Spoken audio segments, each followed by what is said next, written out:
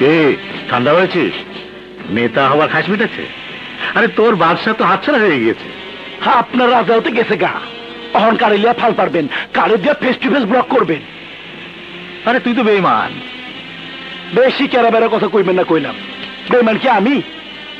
রাজারে দিয়া দুই নেতারে ফালাই দিয়ে ভাবছিলেন ময়দান ফাঁকা হয়েছে, একলা একলা গোল দিবেন। হ্যাঁ, আমি ফেস টু ফেস খারাই গেছি। তুই কি চ্যালেঞ্জ করার জন্য বৈঠক ডেকেছিস? এইটাই হইল আপনার আসল দোষ। একটু উঁচা গলা কথা কইলে আপনি চেকতাম। আরে খবর রাখেন কিছু, বাদশার বাপে এমপি হনের স্বপ্ন দেখতেছে। রাজার বাচ্চা যদি মিলা যায়, আপনার আর আমার দুইজনেরই জামানত বাজায় তো মানে পাংখা। বলিস কি? আহা, আলা শুদ্ধ ভাষায় বলতেন। আপনার লগে ফেস টু ফেস হইলাম কেন শুনেন, এখন থেকে আমরা দুজন সবকিছু সমান ভাগ করে লম। ঠিক বলেছিস, ভাগাভাগি করে চলতে হবে। আবার নতুন করে ক্যাডার তৈরি করব। আপনি আর আমি যদি মিলা যাই, রাজা বাচ্চা মিলাও কিছুই করতে পারবো না। আলাকন মিলবাই? মিলবো মিলবো। টুনটুনির কাছে আমি সব শুনেছি রাজা, তুমি পরিস্থিতির শিকার।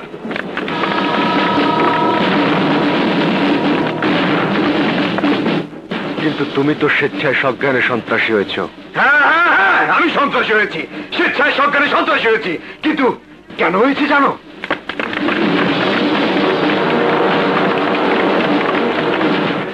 থাক ওসব কথা। খবর পেয়েছি আন্না আর পান্না নাকি মিলিত হয়েছে।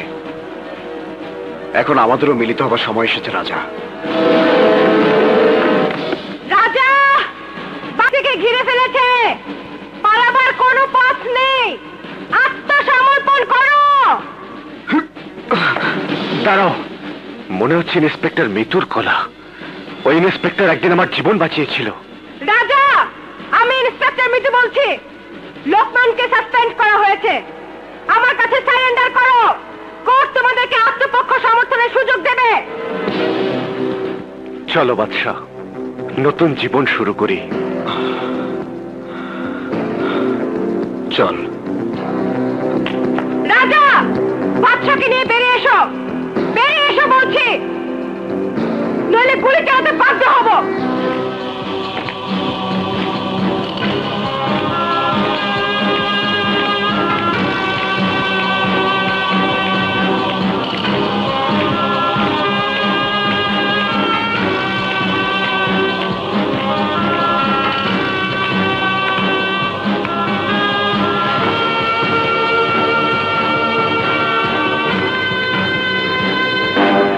এই মাত্র রমজানের কাছ থেকে খবর পেলাম রাজার বাদশা ইন্সপেক্টর মিতুর কাছে আত্মসমর্পণ করেছে। কার কাছে?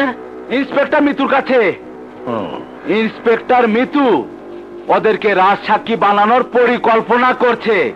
আমি শেষ, আমার পাশাপাশি আপনারাও শেষ। কথা ছিল সারেন্ডার করার আগেই রমজান গুলি করবে ওদের।